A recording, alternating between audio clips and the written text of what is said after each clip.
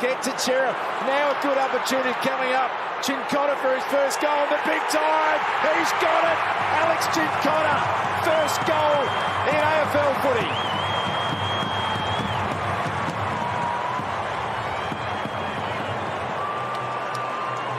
That is the start. Cincotta, but it was the build-up that Carlton have been promising all week. They were going to take a few more risks, and gee, have they been risky so far, the two that they've tried to... Alex Cincotta, also known as Pomcotta. 19 games, 3 goals. Maybe the Cinderella story from 2023. It was a remarkable story. It was I think for a long time, we've always complained that we buy athletes over footballers. Yeah. And I think as soon as Pomcotta came into the side, you saw this guy wasn't here to sign autographs, was he? He was here to fulfill a dream. And I think the wonderful thing about Alex Cincotta is just you actually saw his development through the year. But it was that, a bit like Ollie Hollands, there was no fear. As soon as he played his game, he wasn't overawed by the big lights. He didn't care if your name was Charlie Cameron or you were a first-year draftee. He hit you hard, he did his job, and at times was given the most thankless task. As a guy that loves his stats, guys who play back pocket, do you know what I mean? That it's a thankless task.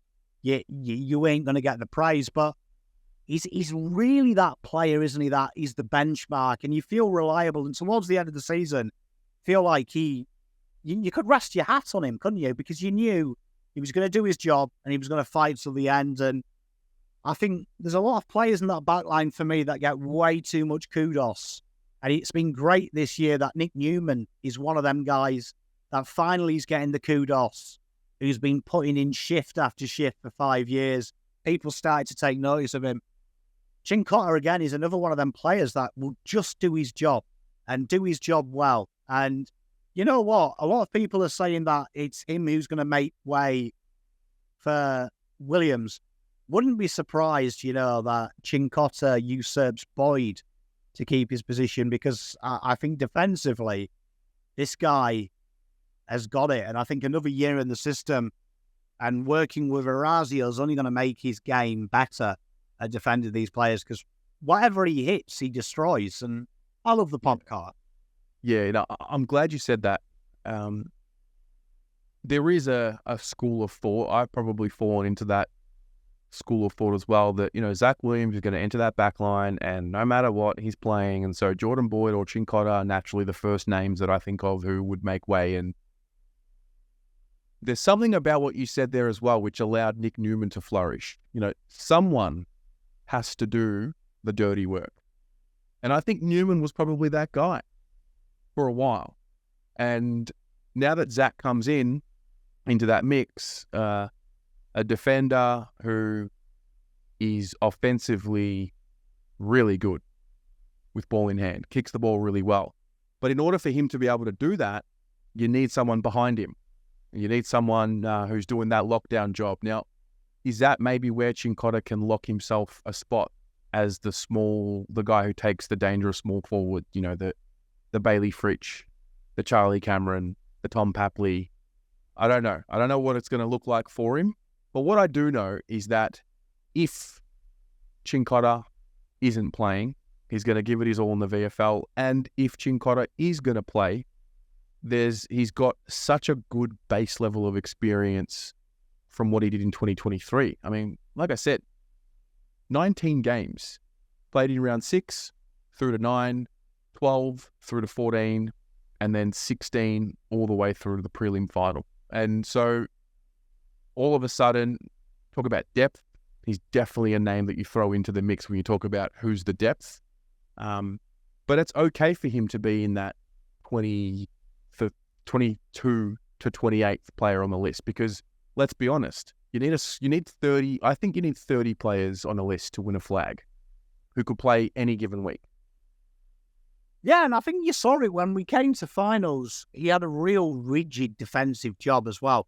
We saw there was that honeymoon period around 16 to about round 20 where Voss played him a little bit more offensive, get him ahead of the ball, get him ahead and get him into that dangerous area. But then you also saw, when the finals came on, it was, right, less of the ball. Nick Newman's going to be the ball user. We want you to stifle. And, you know, he's a horrible young man, is Pom Cotter. And I think I fell in love with Pom Cotter in the pre-season game. There was a great little passage of play. When the umpire was busy telling someone off, he threw Taylor Adams into the stanchion. And a few of the Collingwood players were telling the umpire, and Cincotta did this whole, I didn't do it, and then turned and winked to the Collingwood fans, and they all went mental. That's what you get with Pom Cotter, and there's a little bit of a rough edge. There's a fighter, and I think whether he is in the AFL team, whether he's in the VFL team, I think every club needs a standard setter. And I think what a perfect player for a draftee, if I'm Matty Carroll, if I'm Billy Wilson, to learn off a guy that has constantly been forgotten about. And that to go the long way. 1 minute you're in the draft, next minute you're playing country football and no one knows who you are. You're working your way back into the system.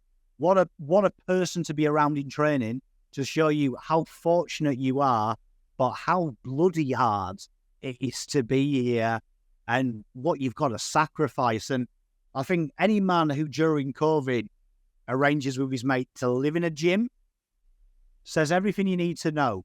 That's a man I want to go to war with. Mate, Yeah. how he describes it, you know, I look at sport a little bit differently. A lot of people see it as a bit of fun, something to fill a Saturday afternoon. I always reference it as going to war. It's battle, it's tribal. And that's how he speaks. Going to war. He's in the trenches. It means something to him. And I think John, Lou, Wowdy all nailed it. This guy means something. It means something. And you need more people like that on the list than you don't. Yeah. I'm a big fan. And I think he'll surprise people because obvious Voss likes it. And you know what? I think he would be a Lee Matthews player. Do you know what I mean? Mm-hmm. Class second, punch someone in the face first. Yeah. That's what Cincotta is. It's the spirit, isn't it? He plays with a spirit and a soul and a purpose. And again, I make the reference to the phrase, a weight to carry. You know, for him, overcoming being overlooked, overcoming the injuries, you know, I think it was 2 ACLs, you know, got his chance by, you know, right place, right time. Zach Williams does his ACL and boom, Cincotta's there. You know, Oleg Markov, I think we're looking at him and then he's at Collingwood and then all of a sudden Cincotta, he appears, came through the system as well. So I'm wrapped for him. Hopeful for him. I just hope we see more of it. I hope he never changes his approach, and I don't think he will. He's got a real humility to him, and you know it's one of the core values of the club now. So, you know, wishing him nothing but the best, and can't wait to see what the next version of him looks like. I just hope that when we win the flag, Pom Cotter dresses up as Oleg Markov, and there's a picture of him. It might have been. Do that for me, Pom Cotter. I like that. I like that a lot. I like that a lot. Wear the little flat back hat as well. Yes. Okay. Very good. So that's Alex Cincotta, ladies and gents. How do you feel about him going into season 2024? Let us know in the comments below.